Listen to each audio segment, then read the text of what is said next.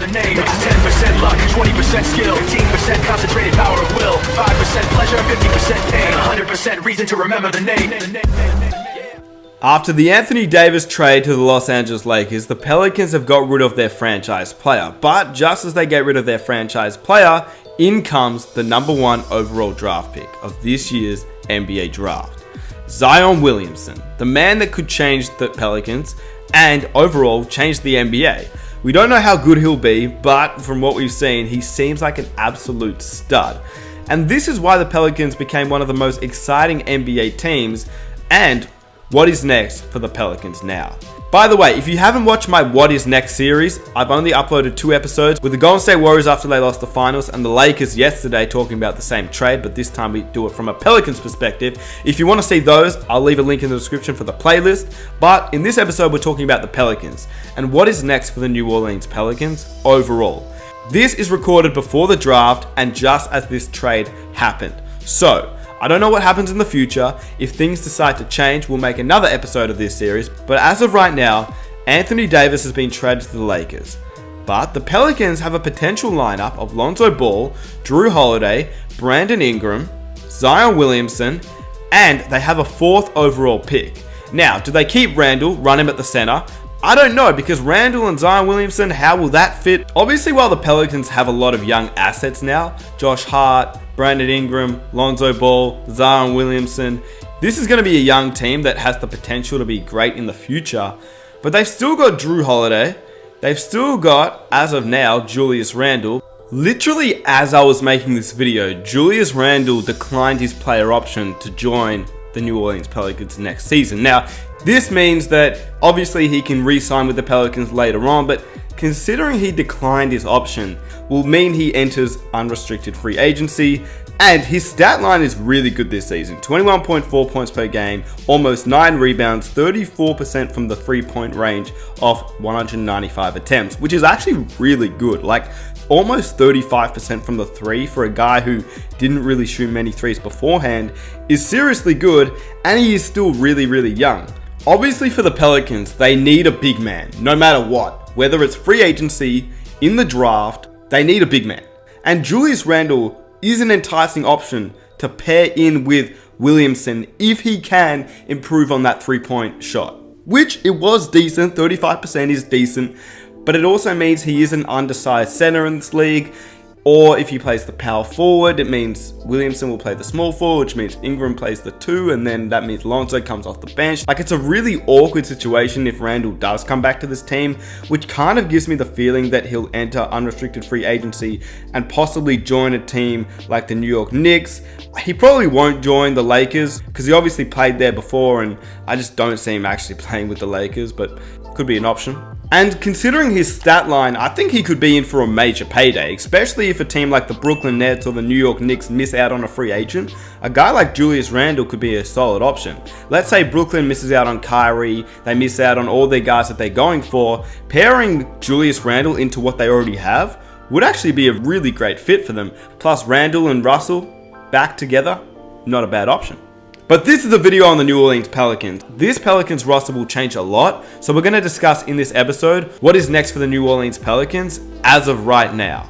The thing about the Pelicans is we don't know if they're going to rebuild and get rid of a player like Drew Holiday and go really young, or if they're just going to try and compete with what they have now. Because when you think about it, whilst Ingram, Lonzo, Zion are young, they still have the potential to compete in this year's NBA season. Like, these are good talents, especially Zion. Even if he is the youngest player, I think he's a one-in-a-lifetime talent. So I wouldn't be surprised if the Pelicans end up trading their number 4 overall pick and maybe even somebody else that they got in the trade for an all-star player like Bradley Beal or another player like that to pair up with Drew Holiday, keep Zion, keep Randle, and you still have a very talented team that can challenge in the Western Conference. Yeah, we can see how it works out, and if it doesn't, you can break up the team later on, but I believe they either go with a guy like DeAndre Hunter or they go for a big man and they take a risk on a guy like Bol Bol. Bol Bol is a weird one because we don't know how good he'll be, but at the same time, I think he has a bigger upside than a guy like Jackson Hayes, who was a center, if they're going to go with a big man. Because at this point in time, they need a big man. and we don't know what they're going to get in free agency. But let's talk about free agency. What are the possible options for the Pelicans in free agency? And let's say they do target someone and they can land him. Like a guy who was on their team previously. Yeah, he's not the same player that he was before, but DeMarcus Cousins. Why can't he join back to the Pelicans? Will they accept him?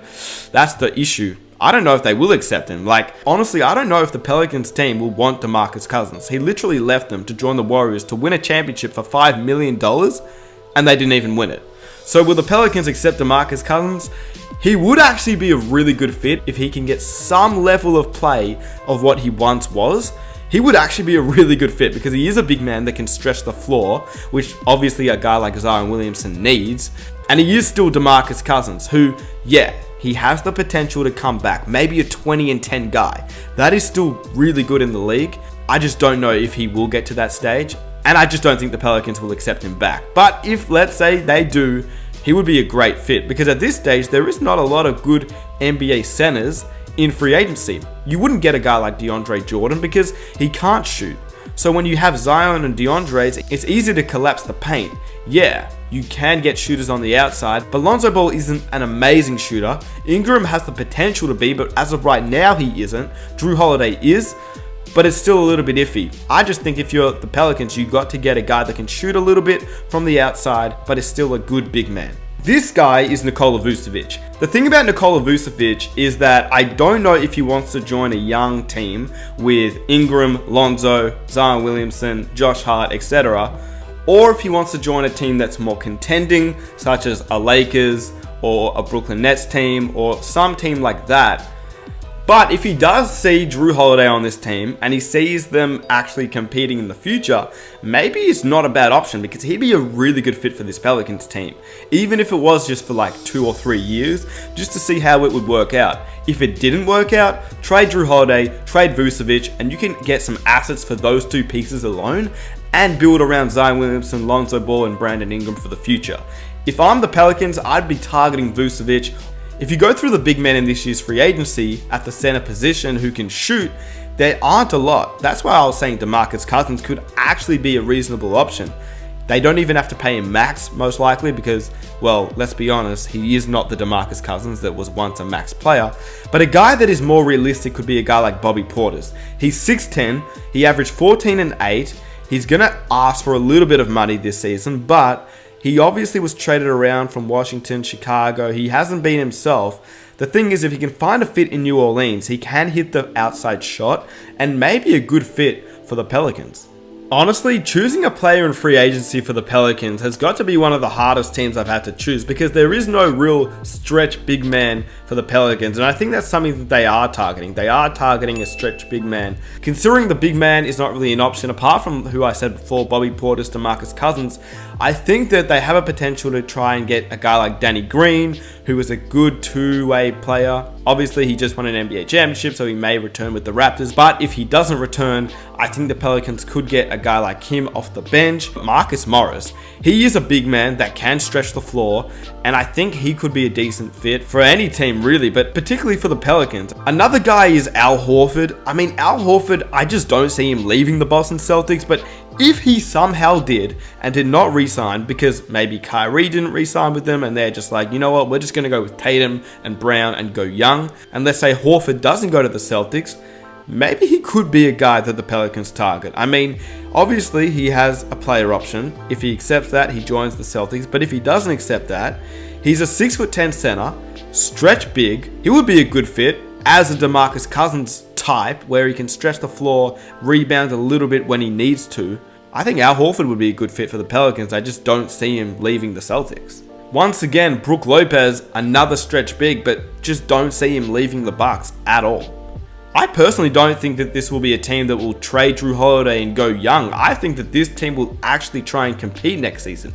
If Ingram can take that next step, Zion Williamson can do a little bit of what he did in college, but kind of stay on the same wavelength. Lonzo improves his outside shot a little bit. Drew Holiday just plays like Drew Holiday. Like, this is still a pretty decent offensive team. as a whole, it's really hard to know what the Pelicans will do.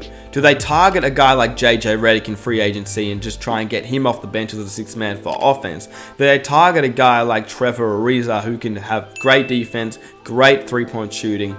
I feel like as a team, they're going to need more three-point shooting.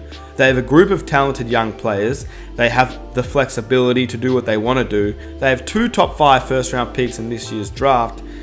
They're in a great position, but overall, as much as I'm a fan of watching the Lakers with Anthony Davis on this team now, paired up with LeBron James, Kuzma, and a possible big-name free agent, I'm also, and probably more excited to see how the Pelicans go. With Lonzo, Lobs, to Zion Williamson, and Ingram improving because he's still really, really young, only 21 years of age. That's insanely young. Like, people need to step off Ingram and just take a look at how young he is and the potential he still has. And I think he can be a very good player in this league.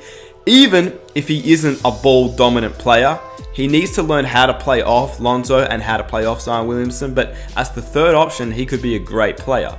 So, in my opinion, the Pelicans are in a great position. They've got the first pick, the fourth pick, all of the future Lakers first round picks for the next couple of years. They've even got Drew Holiday as a trade asset.